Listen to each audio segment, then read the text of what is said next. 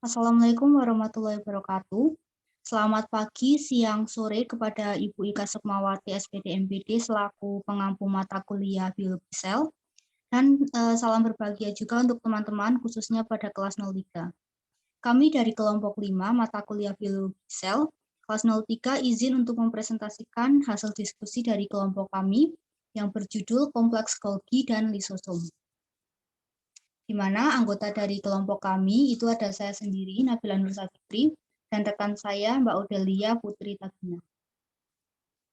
Langsung saja kita masuk ke materi yang pertama, yaitu Badan Golgi. Mengenai sejarah Badan Golgi. Camillo Golgi merupakan seorang visioner sitologi dan sitokimia dari Italia pertama yang mendeskripsikan aparatus Golgi pada tahun 1898. Meskipun Golgi menunjuk struktur sebagian internal retikular aparatus sel, organel tersebut akhirnya dinamakan menggunakan nama dirinya sendiri, yaitu Badan Golgi. Golgi menerima hadiah Nobel pada tahun 1906 karena penemuan-penemuannya, baik di bidang sitologi, sitokimia, maupun inovasi di bidang histokimia. Selanjutnya adalah struktur dari badan sel. Sebutan untuk badan Golgi, struktur untuk badan Golgi. Sebutan untuk badan Golgi bermacam-macam. Dapat disebut dengan aparatus Golgi, atau khusus pada tumbuhan disebut dengan diktiosom. Letak badan Golgi biasanya ada pada pinggir sel dekat membran sel. Di sel hewan, badan Golgi ini dapat membentuk lisosom. Karenanya di sekitar badan Golgi sel hewan juga ditemukan lisosom.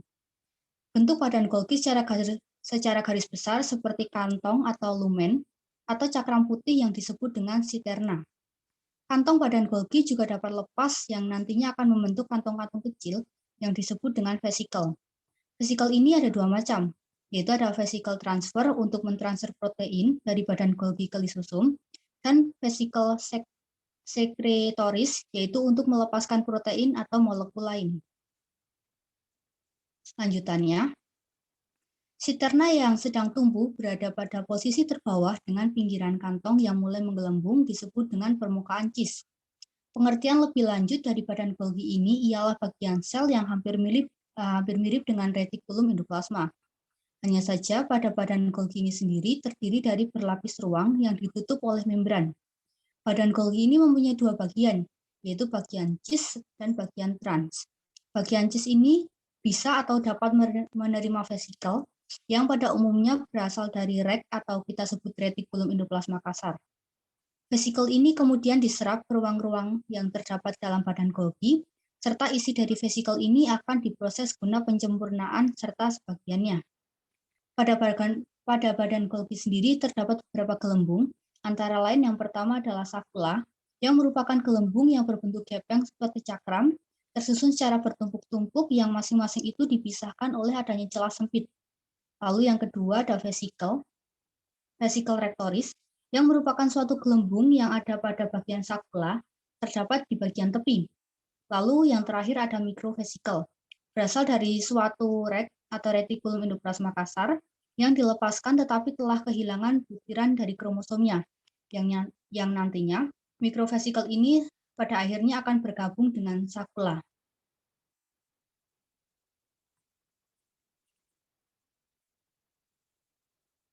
Selanjutnya ini ada sedikit gambar yang dapat kami sampaikan atau yang dapat kami berikan mengenai struktur dari badan Golgi. Selanjutnya adalah enzim-enzim yang berada atau ada pada badan Golgi. Pada badan Golgi tersebut memiliki banyak sekali ditemukan enzim yang heterogen. Enzim-enzim di badan Golgi tersebut bisa atau dapat digolongkan antara lain yang pertama ada glikolistransferasa, yakni untuk biosintesis glikoprotein pada badan Golgi. Lalu ada sulfo dan gliosiltransferasa, yakni untuk biosintesis glikopida. Ada enzim oksidoreduktase, ada fosfatasa, ada enzim kinasa, mamnosidasa,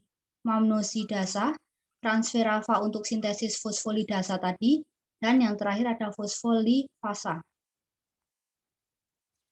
Selanjutnya adalah proses glikolisis pada badan Golgi. glikoprotein dan glikolipid yang telah diawali dari retikulum endoplasma, selanjutnya akan dilanjutkan melewati badan Golgi atau menuju ke Golgi yang berlangsung dengan cara dan tempat yang bervariasi.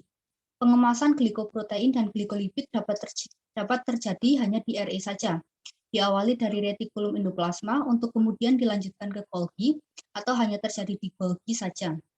Contohnya di sini adalah glikolisasi pada tiroglobulin oleh epitelium tiroid, imunoglobin oleh plasmoid, musi oleh globet intestinal. Pengemasannya terjadi di retikulum endoplasma untuk kemudian dilanjutkan ke aparatus Golgi.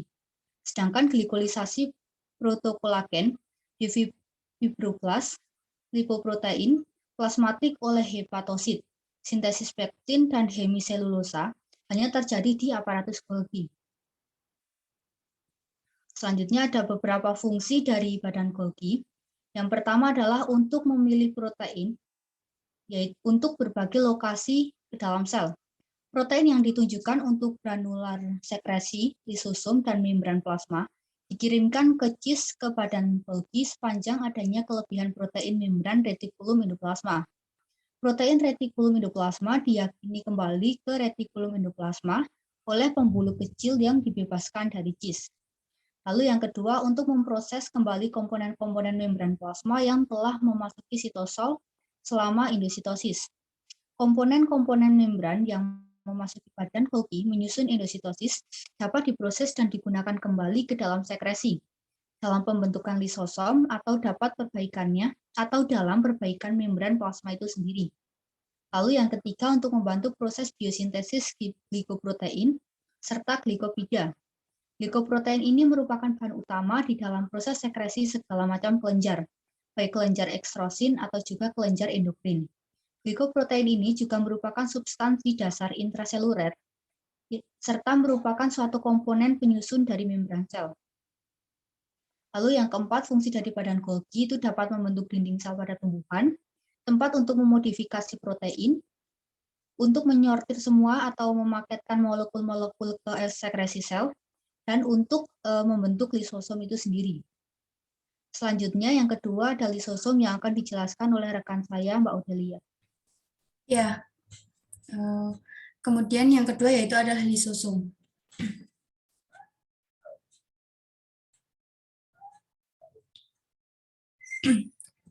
Pengertian lisosom atau struktur, lisosom adalah kantong yang berisi enzim-enzim hidrolitik yang digunakan oleh sel hewan untuk mencerna makromolekul.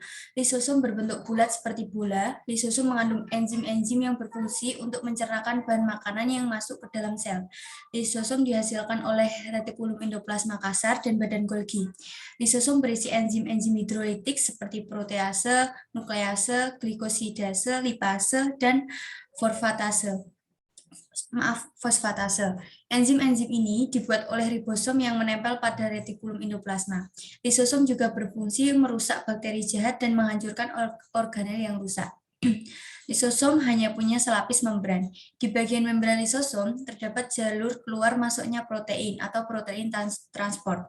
Di bagian dalamnya ada lapisan fosfolipid atau lipid bilayer. Lisosom berfungsi untuk pencernaan intrasel karena mengandung enzim hidrolitik. Nah, enzim hidrolitik ini akan menghancurkan zat asing yang masuk ke sel. Oh iya, lisosom ini cuma ada di sel hewan. Alasannya karena jika di sel tumbuhan, fungsi lisosom bisa digantikan sama vakuola. Vakuola sel tumbuhan juga mengandung enzim hidrolitik mirip seperti lisosom. Seperti ini gambar struktur lisosom yang dapat teman-teman amati.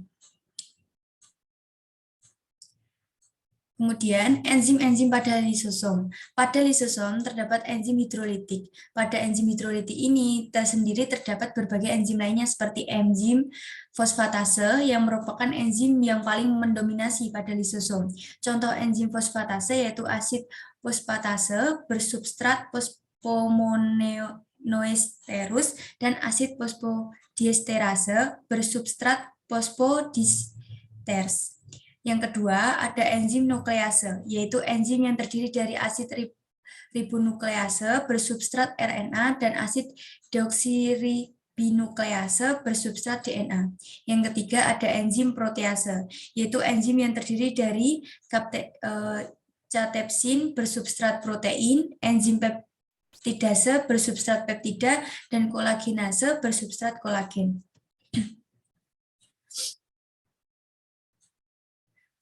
Fungsi lisosom.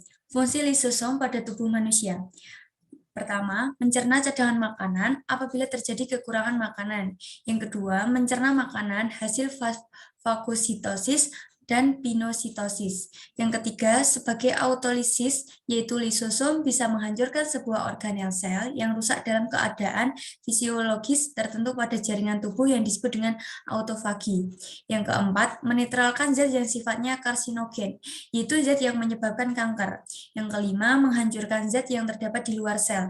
Salah satunya untuk menghancurkan dinding sel telur sperma yang mengeluarkan enzim pada saat terjadinya fertilisasi. Kemudian, fungsi lisosom pada tumbuhan dan hewan. Lisosom berfungsi dalam memproses pencernaan makanan dan benda asing yang masuk ke dalam sel pada tubuh seekor hewan. Contohnya adalah seekor ular memangsa seekor hewan yang ukurannya lebih besar dari tubuh ular tersebut. Karena lisosom pada tubuh ular dapat berperan ketika terjadinya proses pengausan atau pengerusakan organel sel. Contohnya proses rusaknya kloroplas pada tumbuhan yang sudah tua.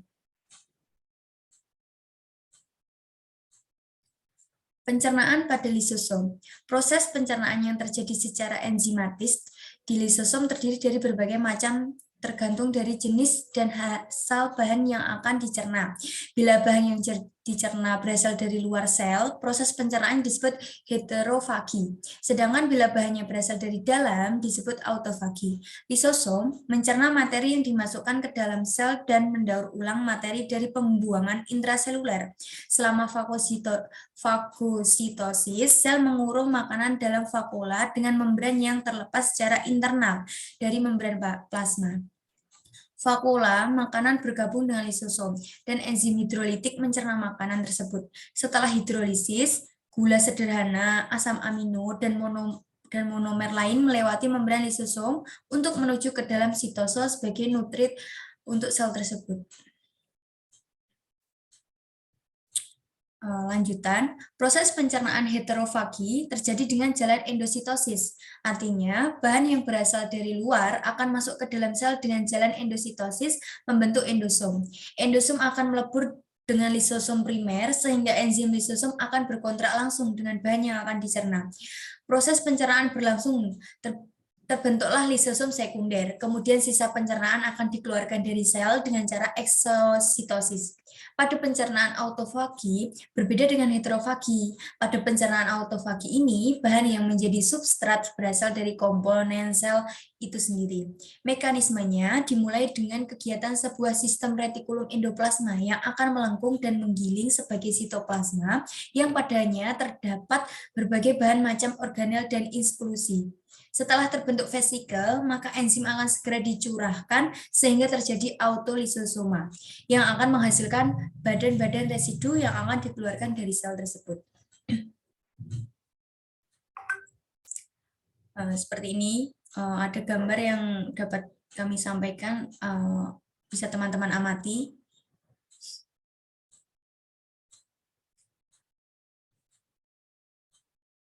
Terima kasih presentasi dari kami. Bila ada kesalahan mohon dimaafkan. Bisa disambung sesi diskusi di Elita. Terima kasih. Saya dan rekan saya Nabila Nur pamit undur diri. Wassalamualaikum warahmatullahi wabarakatuh.